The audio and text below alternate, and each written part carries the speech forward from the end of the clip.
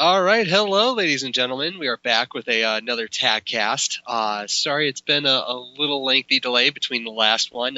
It's had a bunch of stuff going on, and of course, tournaments and all that good jazz. But my guest for this episode, we're actually doing two characters, Bob, and then of course his counterpart, Slim Bob. And my guest is not new to the podcast, and of course not new to the Tekken scene. I'm sure a lot of people out there know his name, and that is of course Horror. What's going on, man? Sorry, I apologize for that. No, that's okay. I'd say you got some dog issues going on, so it's people freaking out. But so how's it going, man? Everything, everything is great, man. Thank you for having me on the show. No problem. Hopefully things settle down there with the animal. So you've been on the podcast before, and of course, you know your name is all over the place, so to speak, when it comes to the Tekken community. So I don't think we have to do too much when it comes to a background or anything like that. And you know, of course, most people, if they aren't already a part of it, know of the Facebook page that you started. So so with that, you know, we're talking Tag 2, of course, and a lot of people know. I mean, technically, you're actually still the Evo champ with Bob, of course. So you know, in Tag 2, you know, a lot of people know you as a Bob player, and I know that you're playing both Bob and Slim Bob as a team.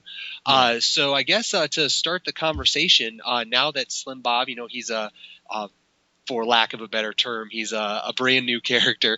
Now these two characters, they're 99% the same, I know. But to start the conversation, like what are, I know they have little differences between the two. Can you kind of run us through those? Sure, yeah. I mean, a lot of people have different opinions about this, but I think whoever has experimented with the Bob Slim Bob team will be able to vouch for me on this. But in terms of move range, Fat Bob has the advantage. In terms of movement of the character and in terms of getting around opponents' moves, I would say Slim Bob definitely has the advantage of being able to play that kind of game. Gotcha. Now, is that just like a weird hitbox issue, or what? What do you think the reason for that is? Yeah, I mean it's definitely a weird hitbox issue, especially with Fat Bob being covering so much more of the screen, and Slim Bob being a lot more slender and being able to back away, and his limbs and his arms not getting hit as easily as Fat Bob. Gotcha. Now that sounds like it's probably, I'm guessing, the major difference between the two.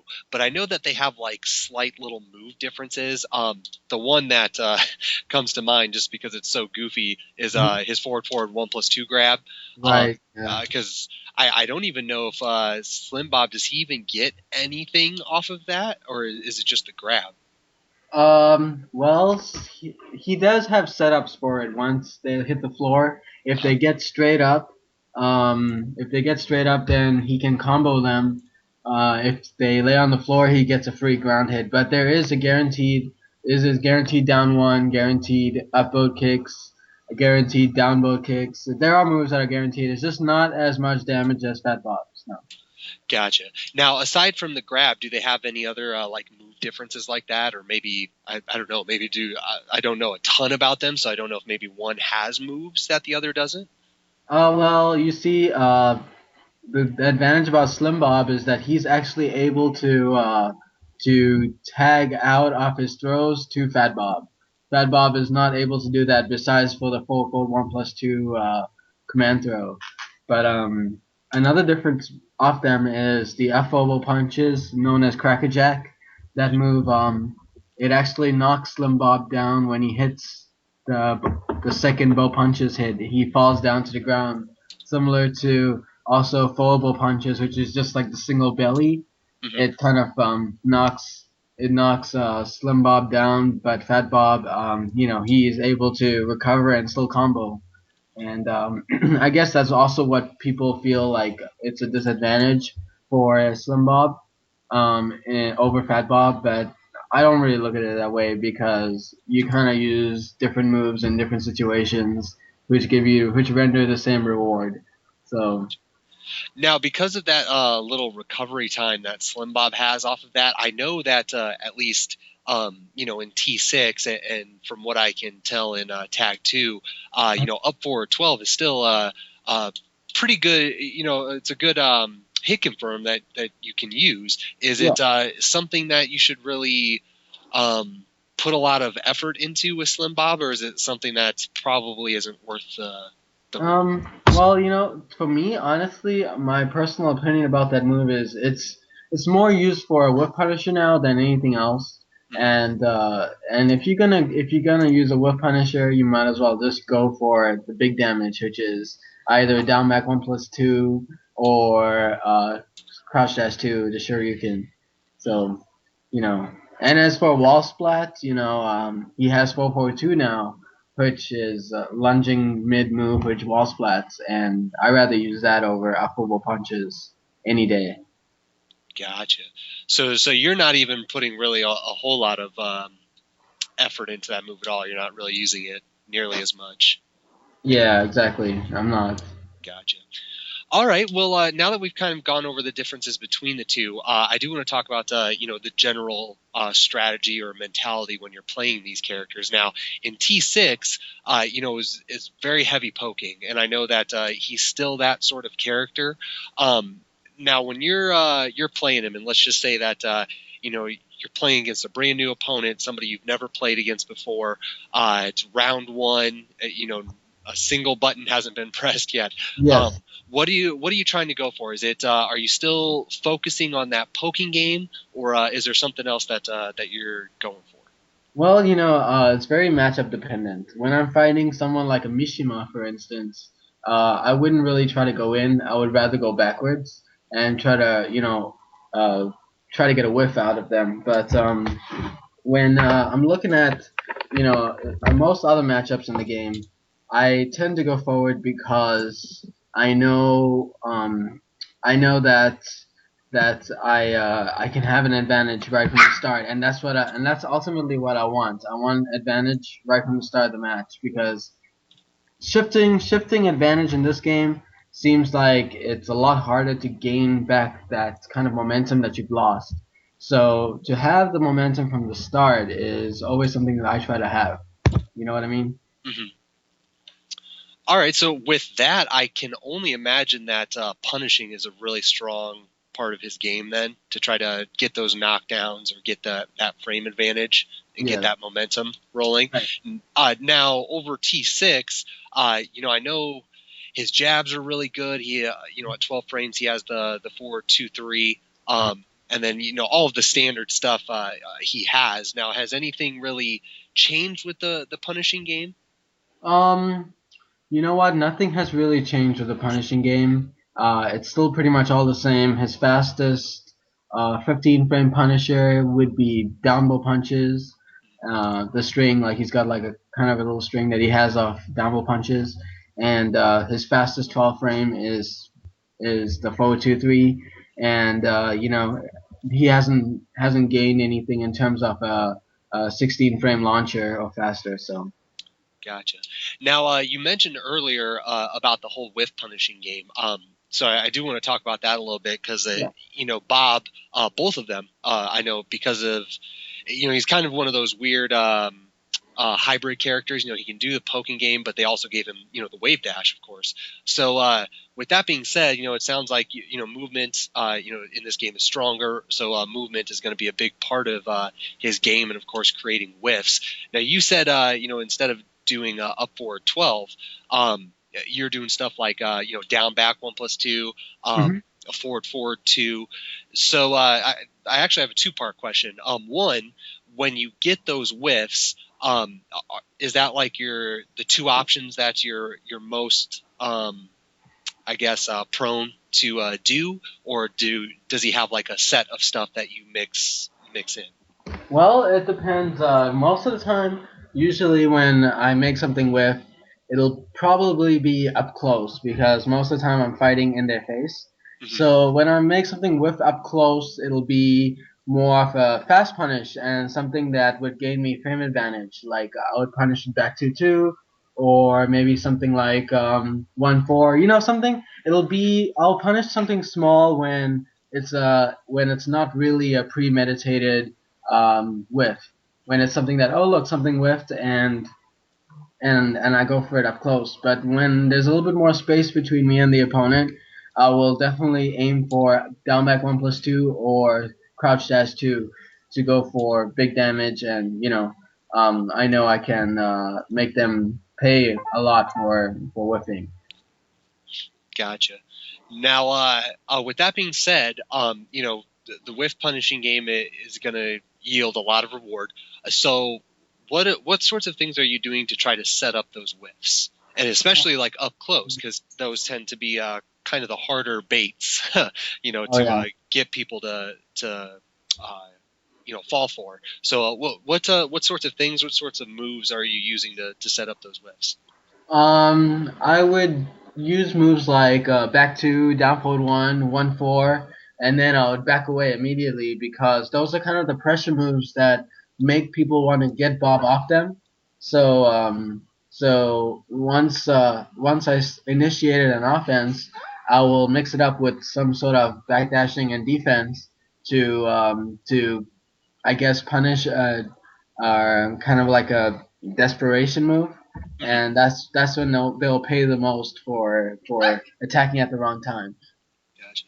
Now, when we started off the conversation with Bob, you mentioned how the hitboxes and everything are different between the two. Does that affect how exactly you go about like moving and trying to set up those whiffs, or is it still the same core moves? Like doing a down forward one, then backing away, and that sort of stuff. Um, well, I would it would definitely be more. I guess it'll be how I adapt to how my opponent is reacting to offense. You know what I mean?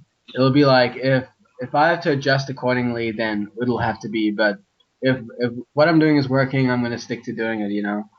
So I hope that answers that. Yeah, it does. It definitely does. That also actually, since you've mentioned not only what you just said, but earlier too, you mentioned about how things are going to be sort of matchup dependent. Now, it's kind of, I guess, a standard procedure, so to speak, for a lot of Tekken players that if you haven't played somebody before, one of the first things that you do is test their boundaries and their knowledge of the character, and then kind of take advantage of whatever they don't happen to know.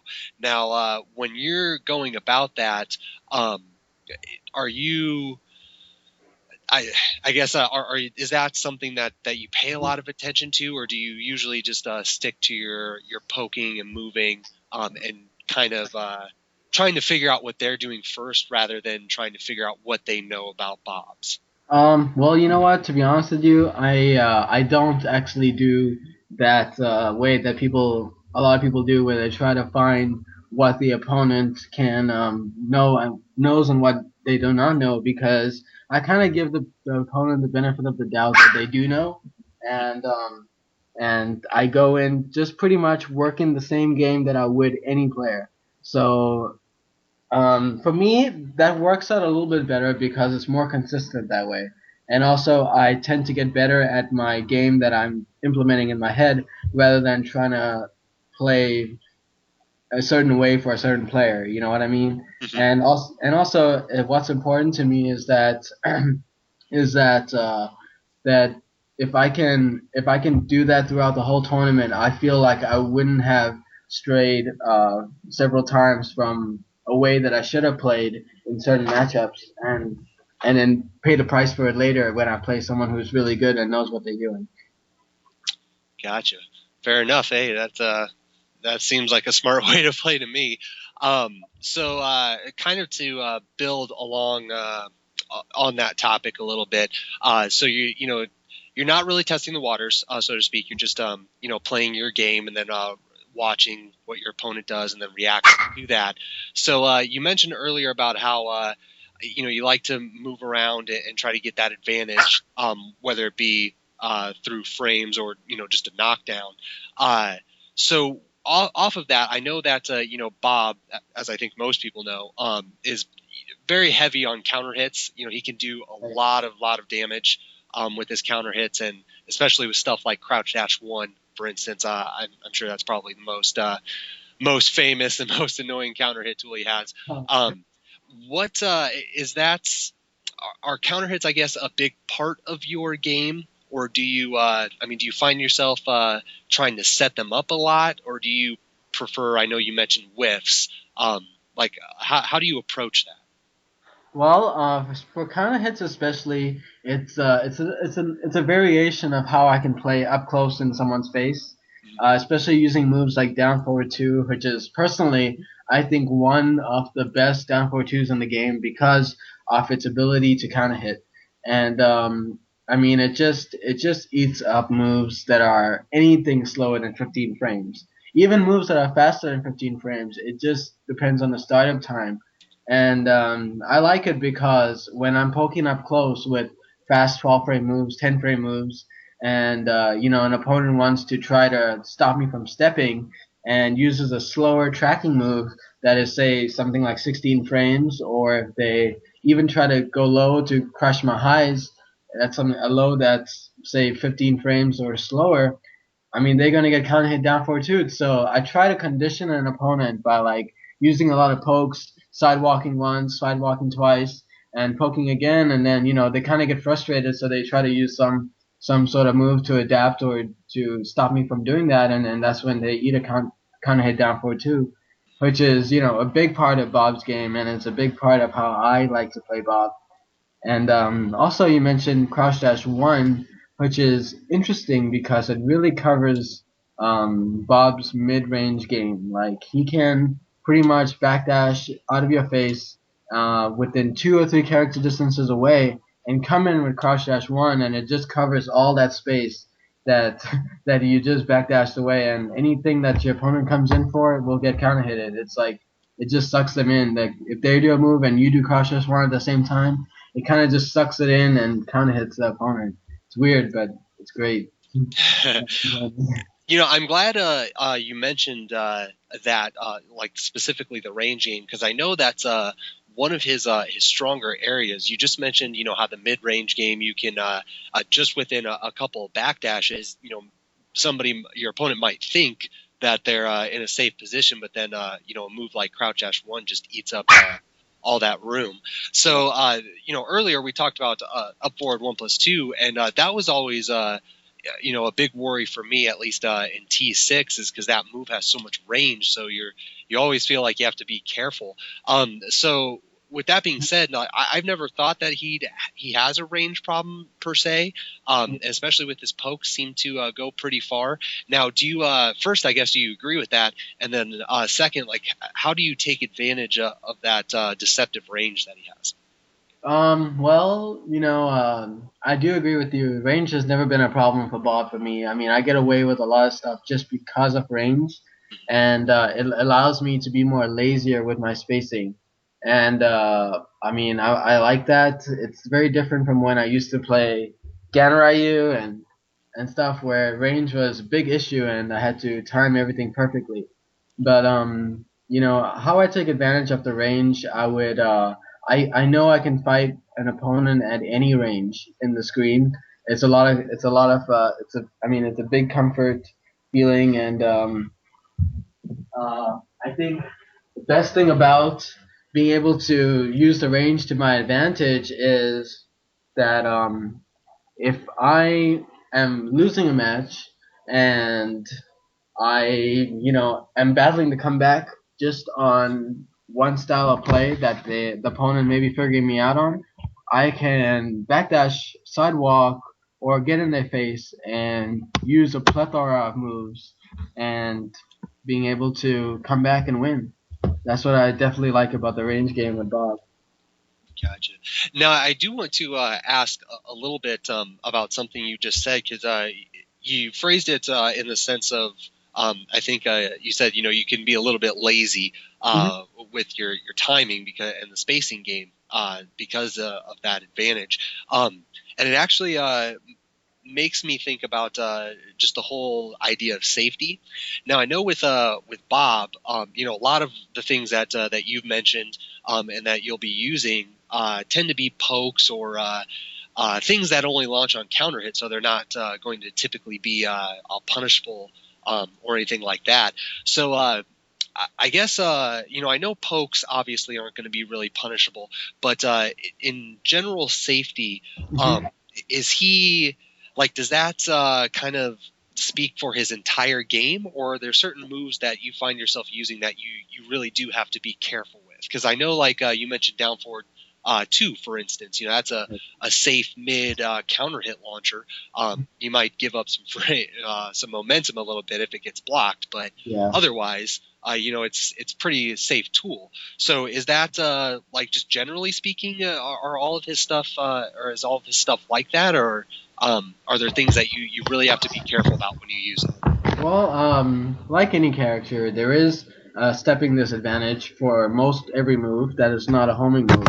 So someone who knows how to fight against Bob may know which way to step my down forward 2, my down forward 1s, my back 2s, my jabs, and that could be a disadvantage. So I have to be kind of careful on the stepping game because, in this game they changed it so that homing moves are the only moves that track 100% in both directions.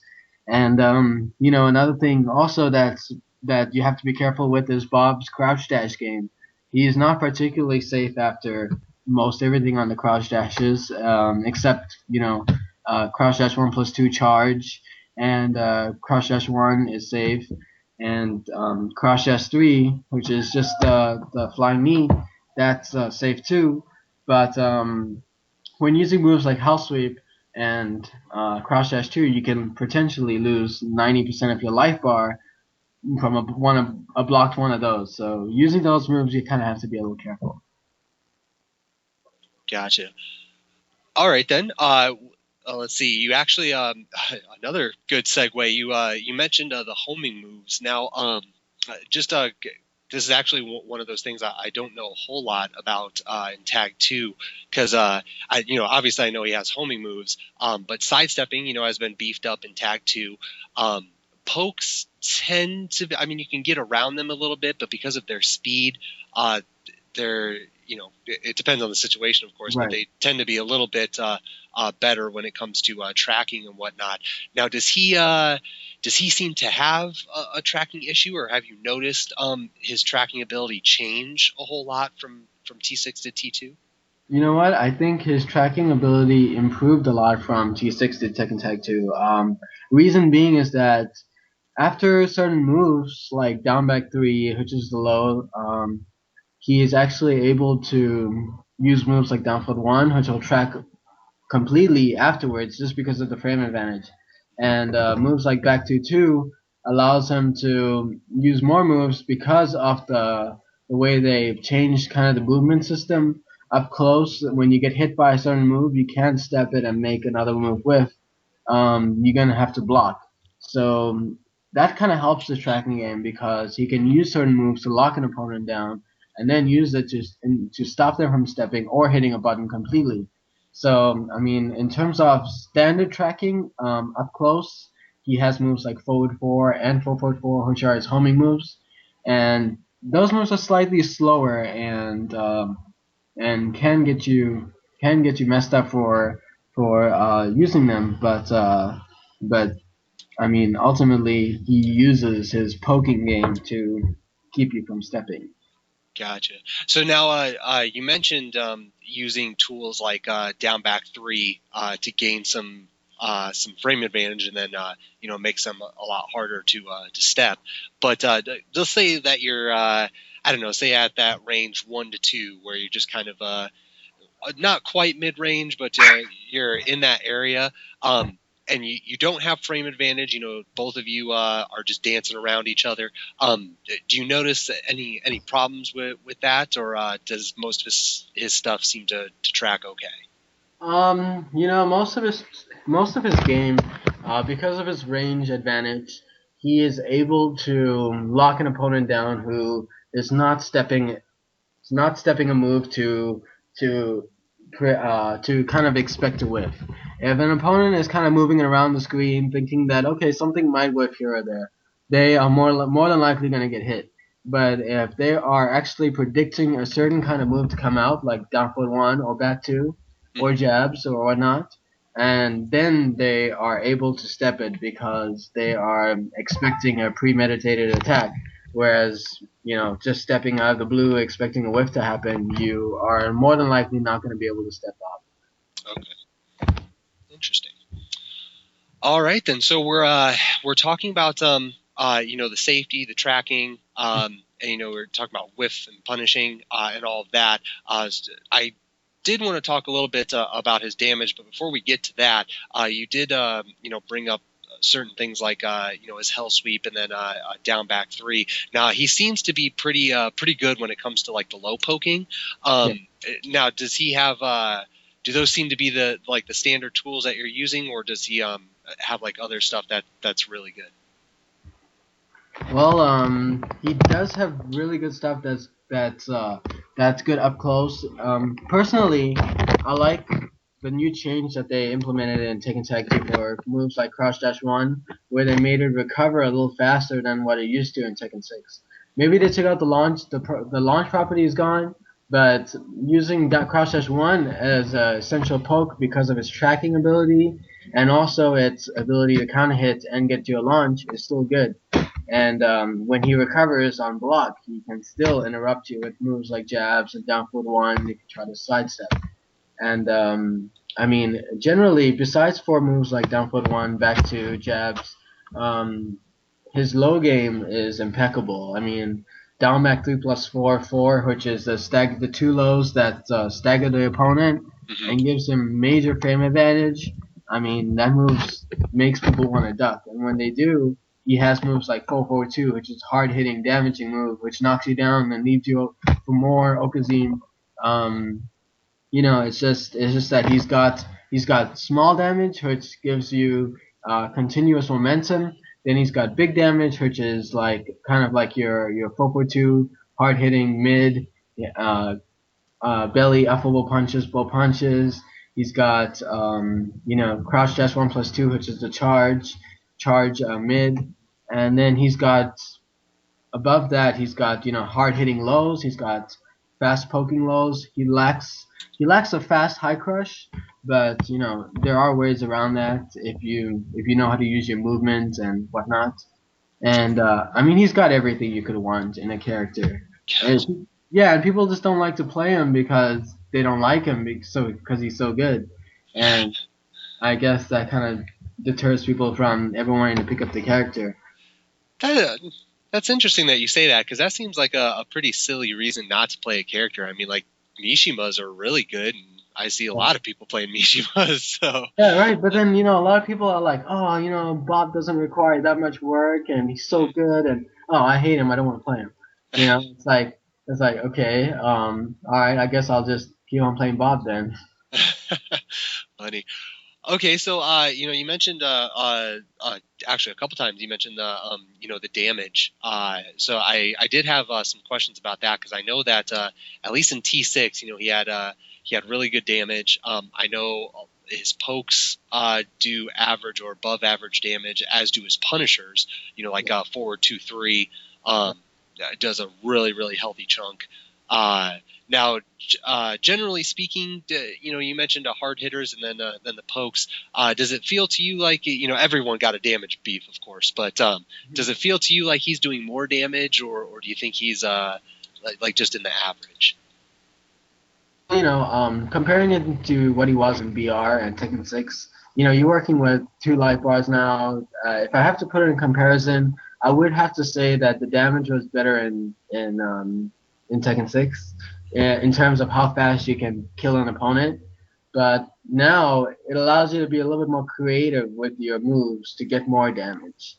And if you can go ahead and land that crouch dash 2 whip punish, or if you bring in Big Bob on rage mode and you start just planning on poke really fast and getting a lot of damage like that, then it works out to be almost the same thing. So, and plus Bob on the wall with wall standing 3 plus 4, that's a lot of damage that he gets, and the wall damage is just ridiculous with both Bobs. It just kills you. Oh, hey, well, that's actually a good segue into that topic then, since we haven't really talked about it. You mentioned already a few wall splats, 4-4-2. and actually 4-2-3 also is a wall splat. Now, what's like the standard go-to once you hit him at the wall? Like what are you normally doing to get that big wall damage? So, I definitely feel that Bobs have great wall game. I mean, the damage is insane what they can do. I mean, you're looking at, say for instance, you use forward 2-3 wall splats. You take a step back, down back 2, and then 4-4-2, and then you do the same move with both Bobs. Wall standing 3+4, wall standing 3+4, and that's over 100 and something damage just on that, and it just kills people. And alternatively, you still have the same option of doing wall standing 3+4, and the other Bob to do down foot 1, down both kicks, just like how it was in the other games. And yeah, I mean, the wall damage, the wall pressure is another story. I mean, it's insane. I mean, you try to move one direction on the wall, you can get hit. If you try to move another direction, you'll get hit, and it just makes someone want to stay at the wall and eat all that kind of pressure and mind games that he has to offer. And then, it leads to big wall damage. So, All right, so since we're talking about the wall game and everything, I did want to ask just about his wall carry. We talked about the damage and all the the big time damage he gets from it. Now, how good is his ability to get you from one end to the other? It's really good. I mean, it is one of the best. His wall carry options. I don't think I can only think of a few characters that are as good, but he has the power to combo far from the beginning, say from the beginning of a match, and also has the power to combo far to the wall on all his tag assault combos, and as if he was also the combo doer. So, he has to offer both variations if you're not using the Bob Slob team. So what sorts of tools then does he have for wall carry? Like I know for wall damage, the down 3+4, and I know that if you use that in a juggle, it knocks pretty high. But that's actually as far as my knowledge goes on that. So what moves does he have to wall carry? Yeah, to wall carry and get you that high wall slap? It would be moves like down 2-4, moves like back 1-2, down back 2, and also cross dash 1 is a very good combo ender for wall carry. So. Gotcha. Now you mentioned tag assault as well. What's usually you can get a pretty big move when you tag assault. What move is the typical go-to for that? I would say the definitely go to the down 2-4 because of the amount that it carries on the tag assault, and also back 1-2 because it kind of just flips them really far away and allows you to use another 2-hit move that most characters have as a wall push, and those two moves stand out that I can think of, especially as 2 hitters and good wall carriers. Now, tag assaulting is one of those, I guess, controversial topics among players for Tag 2, because some people think that it's not really worth it, especially if you have a red life option. And then other people are like, well, even if it's just a little more damage, that's still more damage that you're doing. So when it comes to Bob, and specifically the Bob team that you play, is that like what's your opinion on that? Do you usually tag assault, or do you find yourself doing like red life combos more often, or how do you see that? Well, personally, for me, I don't, most of the time I'll tag assault. The only time when I will not tag assault is if I say I do wall rising 2-1 and I bring out the other Bob for a combo. Then I won't tag assault because I'm taking out the red life, and I'll just continue the combo that way. But even after moves like Crouch Dash 2, when I tag in the other Bob to do the combo, I'll still tag assault because that gives me over, I'm looking at over like 100 100 damage compared to 80 damage, and I might as well take the other guy getting rage rather than losing all that life that I could have taken off. So for me, I recommend tag assaulting at all times. Gotcha. Well, and I know you kind of mentioned, one instance. I do, regardless of your opinion on tag assaulting, it's definitely a wise choice if the character that you're hitting has rage, because then it automatically takes it away. Yeah. But that's interesting, because I know I've actually had people or guests on the show that think sort of the exact opposite, where you should tag assault as infrequently as you possibly can.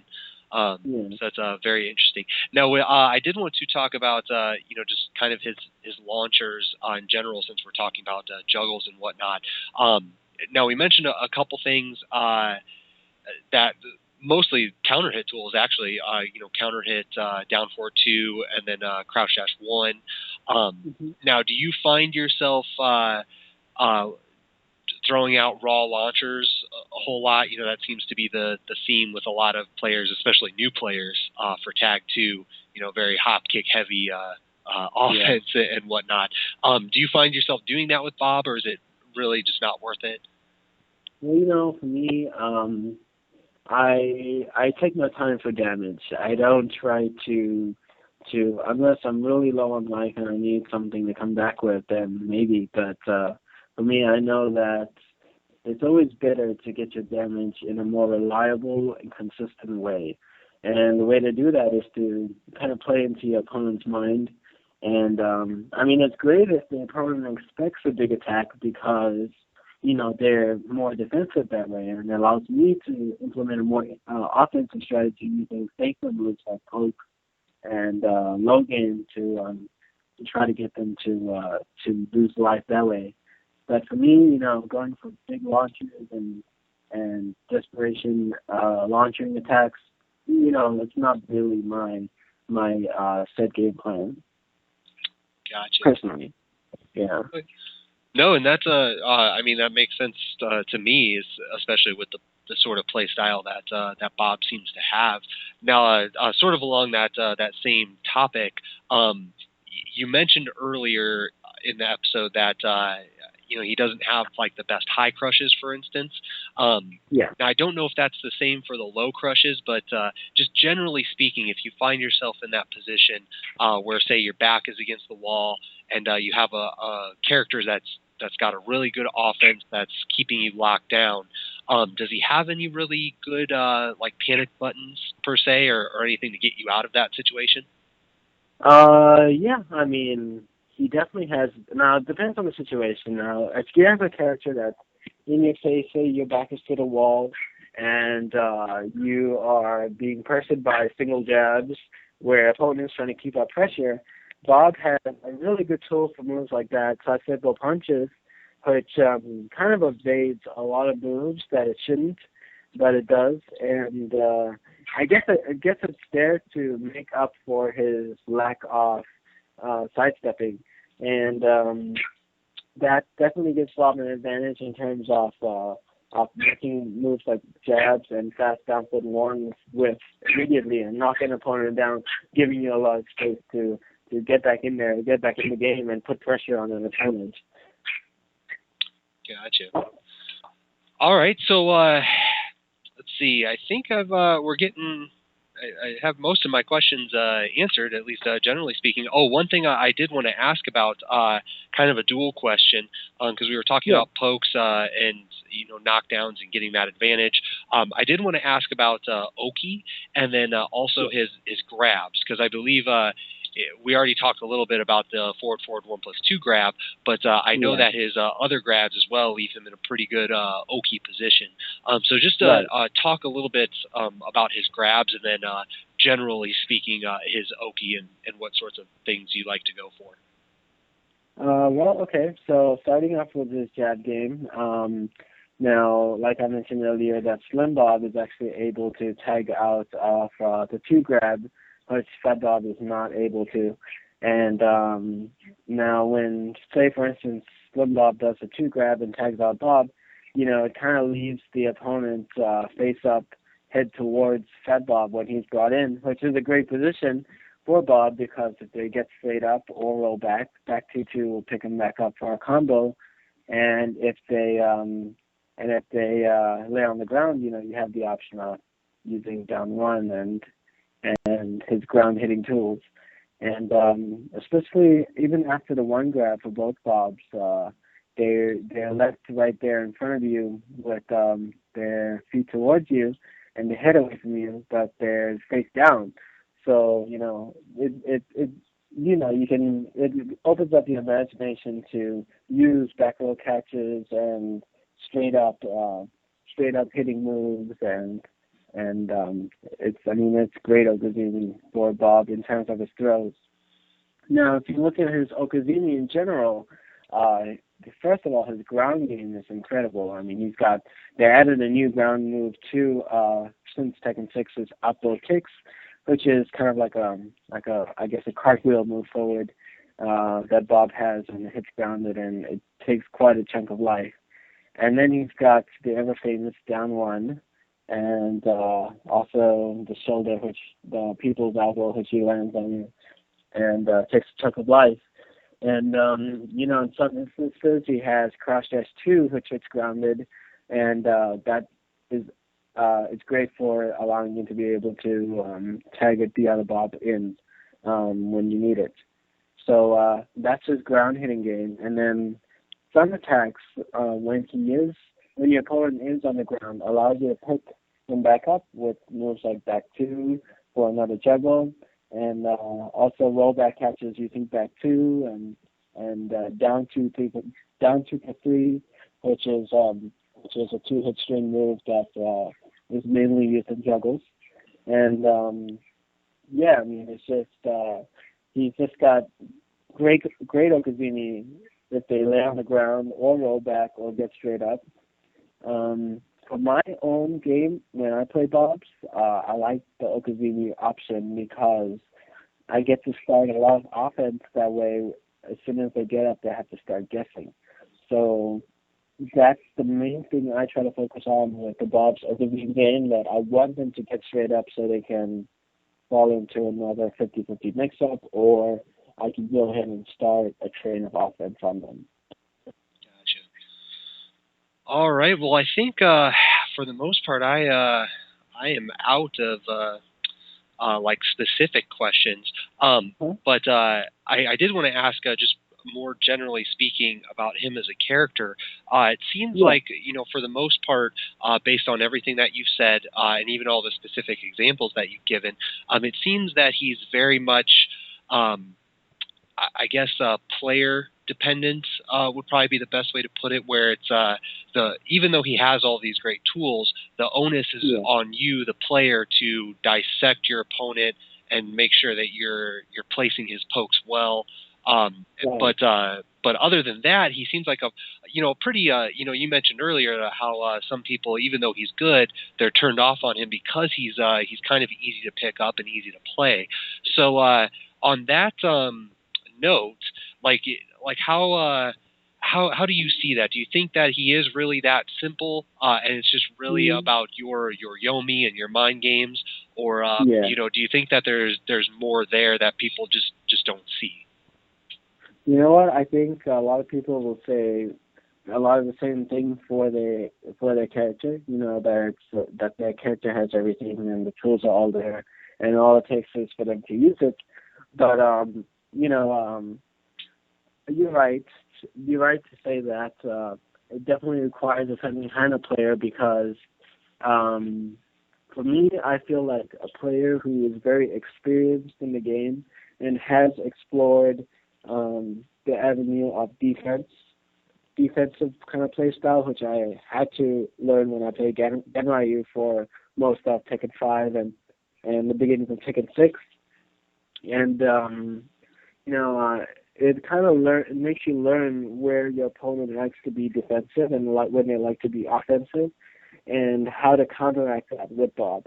And Bob is really good at that. He's good at exposing, I guess, an opponent's offensive pattern and an opponent's defensive pattern.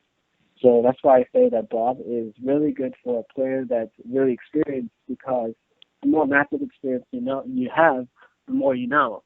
So Bob is able to implement all that he has into one round of playing someone. Gotcha. But like I said, it is something that a lot of people feel a lot of different characters possess, but it's just up to the player to utilize what the character has got to offer. Interesting.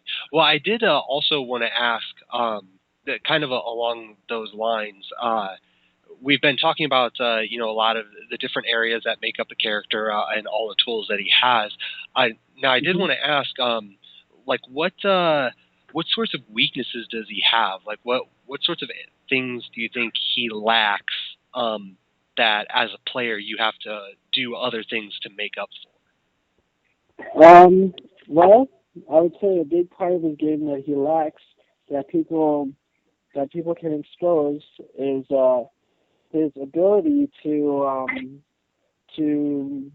continue momentum. I mean, he has the power to do it, but he has a lot of power to be disrespected for it. You know what I mean? Like, if I'm in someone's face, I know at any time I can get jabbed out or, poked out or hop kicked out or whatnot. And I kind of rely on my experience to make a player kind of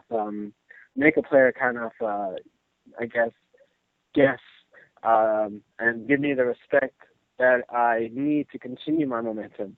But I know if a lot of people have watched my matches with Fighting GM, he's one of the players that know how to keep Bob off him. You know what I mean? Like, as soon as I get in there, he knows that, okay, I have these moves that I can use to stop his momentum, so I'm going to use them.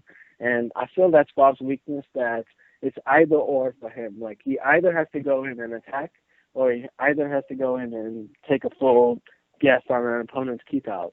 And when he's in there guessing, he's not really that effective because he is having to play defense. And when Bob's having to play defense, his options are a little bit more limited than what most other characters can offer.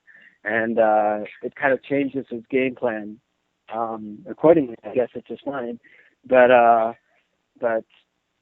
like most Bob players will tell you that we like it when an opponent is more scared. We like it when they are standing there and kind of fearful of what Bob has to offer. Gotcha.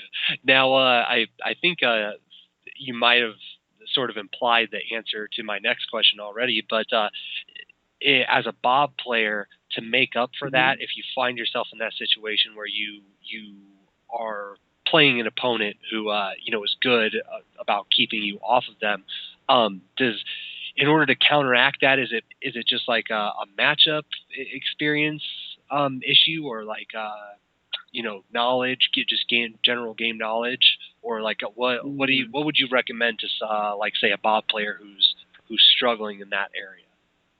I would say it's definitely a matchup kind of issue. You got to know his characters have a strong jab game. Like Lee has 2-2-3, which is a counter hit 3-hit string that takes a lot of life off you, and it's also just 11 frames. And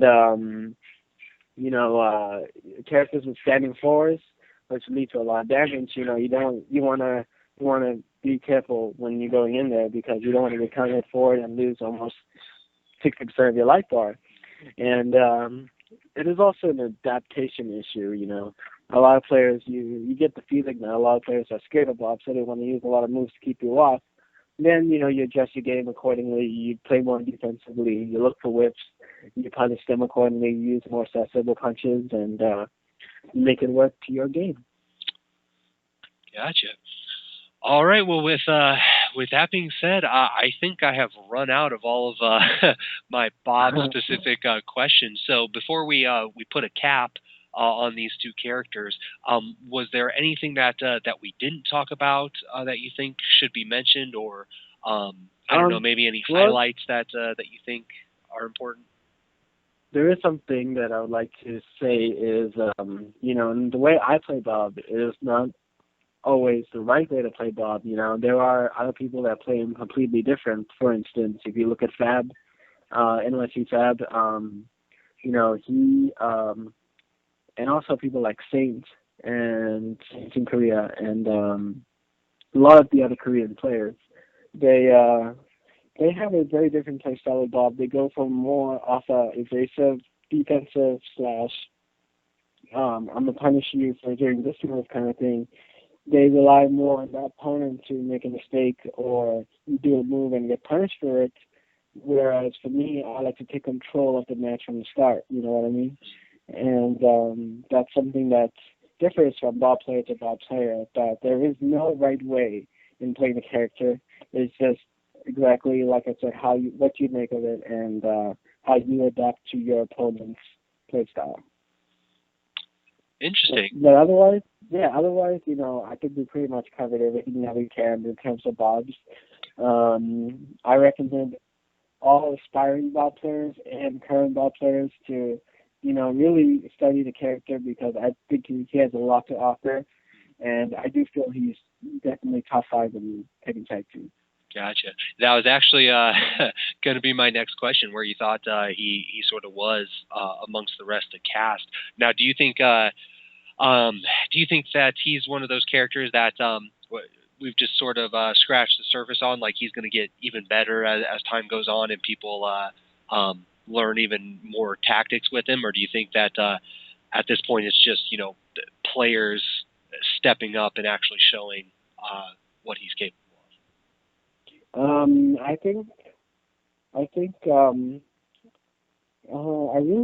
honestly don't know if I have an answer for that because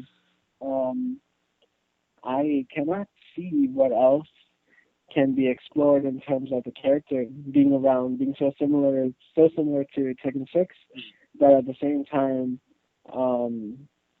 also, you know, we've had to add a few more moves to our game from Tekken 6.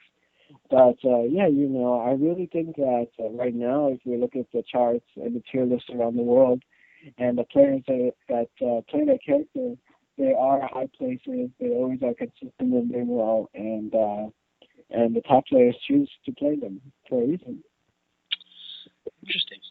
All right. Well, I think we had a really good discussion about the Bobs. So with that, we will end the discussion on them specifically. But I did have a couple questions for you. Just kind of general community related. Now, everybody, it's been a while since you were on the podcast last time, and of course, since then, you created that Facebook page, which has, for lack of a better term, just exploded as far as like members are concerned. And I know that there's been a little bit of some contention there just because, TZ, there's still a lot of people that go to TZ, of course, and, I put up my podcast there. So, but there's a lot of people that almost exclusively use the Facebook page now. So I did want to ask just in general, like, tell us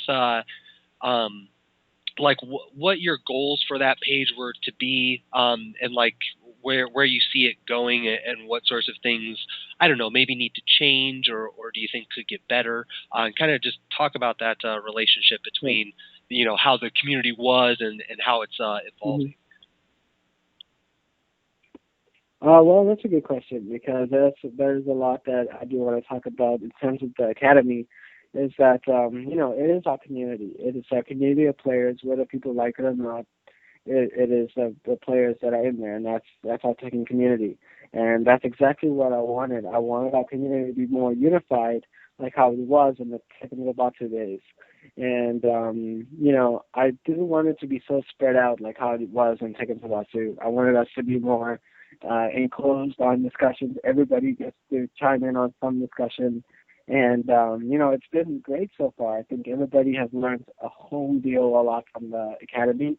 And I think that hopefully in the future it gets better. Some things that could change, of course, like in any community, there are those people that don't really follow the rules 100% and may post stuff that can get on others' nerves and may cause others to leave the group or whatnot. And I guess that just takes work from me and the moderators to be able to go in there and weed out the good from the bad. Interesting. And yeah, and the overall goal of the community, of the academy, was to build a community and to get more players to join and learn, have an easier medium for learning about how to play Tekken and being able to ask questions on there to be able to improve their game and have more confidence to go out to tournaments, participate, get the numbers for tournaments to go up. And yeah, I mean, it's just kind of like a stepping stone for newer players, pro players to communicate with one another, podcasters, TOs, just a way for everybody just to come in and share what they have to share with the players. Interesting. Now, I did just kind of my own observations on it. TZ and Facebook obviously have a lot of differences, just in formatting and how it deals with posts and stuff like that. One thing I have noticed is with TZ, it seemed even in the past, even the new players would come on, but there was always that presumption when you signed up or when somebody made an account on Tekken Zaibatsu that they were a really hardcore player. Like even if they weren't good, they still had a lot of love for the series. They played it a lot. Yeah. And one thing I noticed with the Facebook page is that it's getting a lot more casual players. Like since it's just everyone has a Facebook account and it's so easy to get added to a group. You see a lot of these players. Like I actually recall a post just today where somebody was asked for a good partner with Ganryu, but the way that he had phrased it was, I'm new to the game. I don't even remember his name. He didn't even remember Ganryu's name. Yeah. So I guess like going forward, there's a big difference, obviously, in mentality between users when it comes to that. So how do you feel like the Facebook page and TZ, how do you think that relationship is going to change going in the future? Do you think that it's going to be more of a public Facebook sort of thing, or do you think that there's still going to be that the niche hardcore community will still continue to grow and be strong? Honestly, I think that whoever joins the academy is definitely inclined to wanting to learn the game, because aside from the fact that they're getting spammed with notifications all day, they also are having to read through a lot of questions and a lot of stuff that people post, and hopefully, even if they are just casual, it kind of gets them into wanting to play the game more, learn the game, and whatnot. And they also see a community of players. They also see a community of players that are growing on there and wanting to help them, and and hopefully that gives them a motivation to learn. I mean, for me, all it is to build the community and to have more players come out and play the game. And if Facebook can do that, then kudos to Facebook. But if it becomes a saturated kind of thing where it does not help the community but hurt it, then I don't see there should be a reason to continue the academy. And something like Tekken Zaibatsu would be better for the community. And if it takes moving the academy to a website, that might be something that we would look into for the future. It's very interesting, that sort of admission, I guess, because there's a lot of people that create things like websites or Facebook pages that are very clingy to it. They make it and they don't often acknowledge that there might come a point where maybe something different is warranted. And with that being said, you mentioned a little bit about the good and the bad, and the moderators. They just kind of have to stay on top of their game, and that's one thing that I did want to ask you about, just kind of in the future, what your plans or solutions might be, because I noticed you just said the word saturated, which I think is a really good word to describe that, because with a site like a forum, like a TZ or an SRK or whatever it may be, it's very good at organizing and categorizing certain things. Like the Chit Chat Cafe, for instance. Anything that just random crap that people want to talk about, you go there and stay away from all all the really specific technical discussions. So with the Facebook pages, who knows what Facebook is going to do in the future? They may add more features for pages like that. Yeah. But, like you just mentioned, it's often that you're getting spammed a lot with notifications. So what, is a website like a real goal or a real possibility for you in the future? Or have you been like thinking of other solutions to try to maybe alleviate that saturation burden, I guess, so to speak? Yeah. A website is something that I've been talking to a lot of people about, and they feel like it's a good way to go forward. I think right now, because of the members that have joined, we're looking at about close to 2,000 members now on the Academy. And I think, sooner or later, it's going to become extremely saturated, and a website is going to be needed. But the only reason why I did not choose a website from the beginning was because, first of all, Tekken Zabatsu, that is a long-lasting Tekken website for the players. Another reason is that I wanted the players who are already on Facebook to be able to use Facebook and also be able to connect with the Tekken players on Facebook, as well as the events and all that stuff that people put on Facebook, and also, be able to join and talk on the Academy while they're just on Facebook. So while it also creates saturation, it also, I guess, helps people in terms of convenience. And for me, that's important because I know everybody's busy, and they can't always have like 10 tabs open and work that way. So I felt that the Academy is good on Facebook, and I really do hope that Facebook does help groups like the Academy in the future for things like creating a more forum kind of environment and benefiting the people who are serious on this group. Interesting. And I'm glad you brought that up because the social networking aspects of the entire group, that can't be understated, of course, and just having that connection, and even in addition to that, you have a much better form of accountability because it's once you have your Facebook profile, most people tend to update it with real information, real photos and yada yada. Right, not as anonymous. Now, just out of curiosity, let's say that you do go forward with a website of some sort. You mentioned TZ already exists, and even if there wasn't TZ, there's still SRK. So have you, flirted with any sort of like fringe ideas, or maybe maybe some more creative, unique ways to implement a website rather than just a traditional forum? No, I have not. I would love to hear ideas and be shown ideas because I'm not really a internet savvy, kind of like I look at ideas, I look what's given to me, but I'm not really that kind of person that knows about website technology and whatnot. So, any ideas that are posed to me, I look at it, I go through it in my head, and I suggest them to other people, see what they say, and then I take it from there.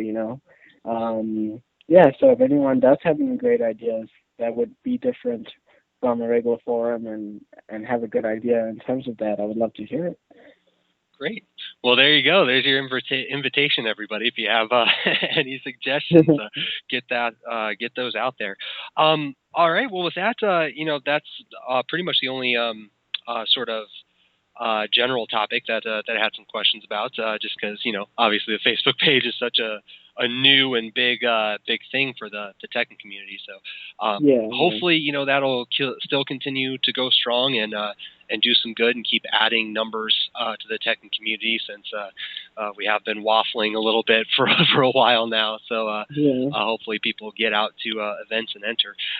So with that being said, I don't really have any other generalized questions. So much like the last time that you were here, I'm sure you don't remember, but at the end I do like to have a little little rant section where you get on your pedestal and just yell at people and Bible beat as loud as you can. So, of course, it doesn't have to be Tekken related, doesn't have to even be gaming related, but I want something that gets you all riled up. And I want you to tell everybody about it. What is that? Let me think about it for a second. What gets me riled up? I don't like the DMV.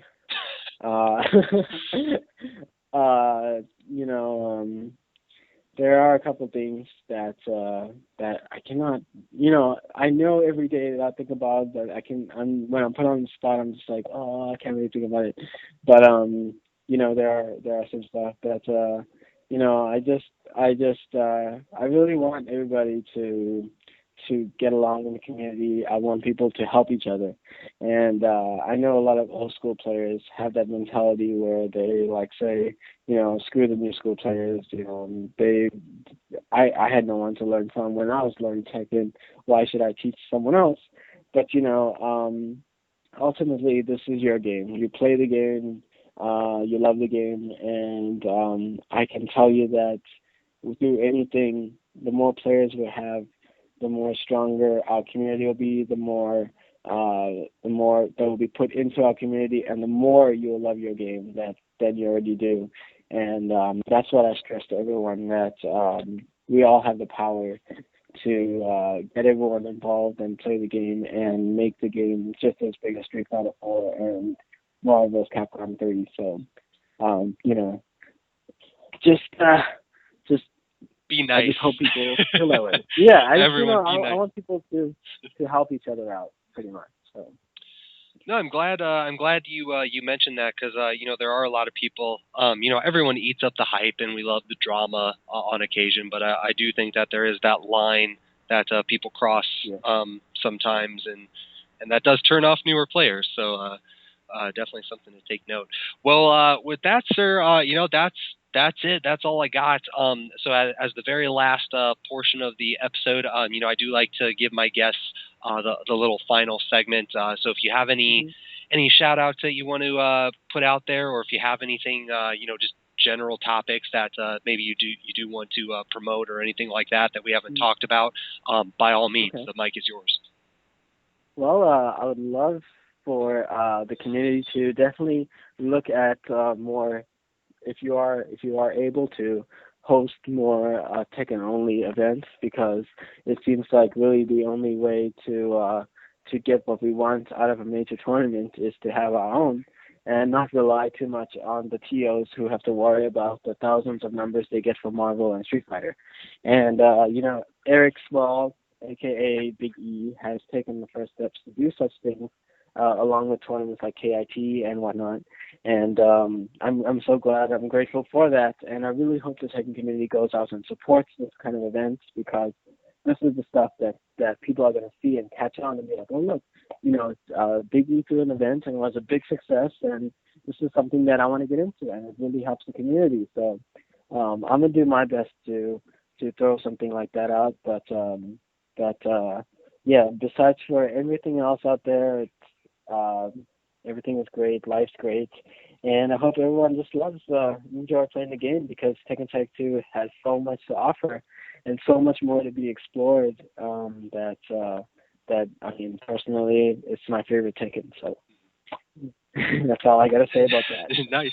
I'm really, really glad that you brought up that topic of doing like a single only or single game only tournaments, because I know like for majors it makes sense, because you have thousands of people, and you have to get bigger venues, and that costs money. So it makes sense to do multiple games so you can kind of recoup those funds. But in the era that we're in now with streaming and all of that, it's very easy now to throw a one-game tournament, and even if you get a decent-sized venue, to recoup that through streaming and just focus on that one game. And I know Tekken especially is one of those rare games where a lot of the skills that you learn in Tekken don't necessarily translate well to other games.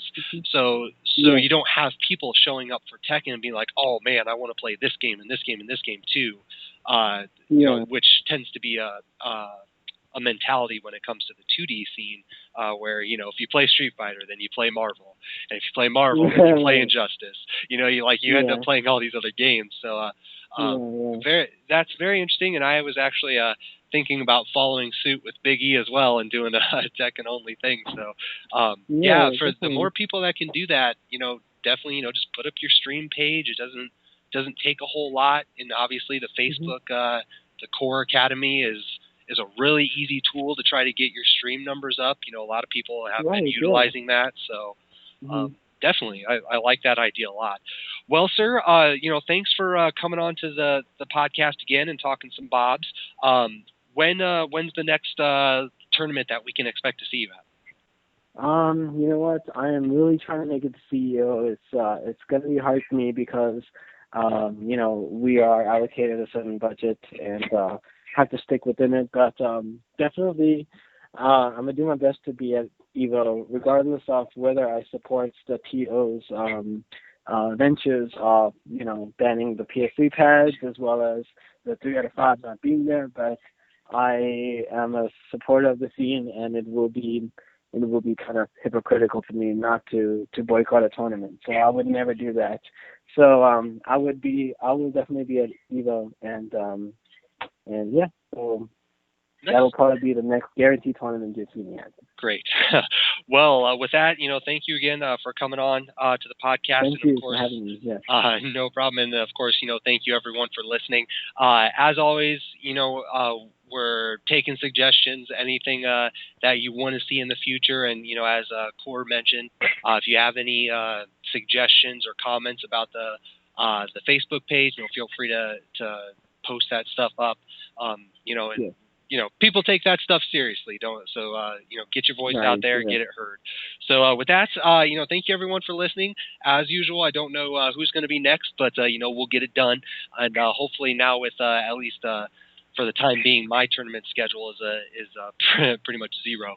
So hopefully we'll have these episodes a little bit more regularly now. But cool. Well, that's all we got. You know, thanks for tuning in, and we will catch you guys later.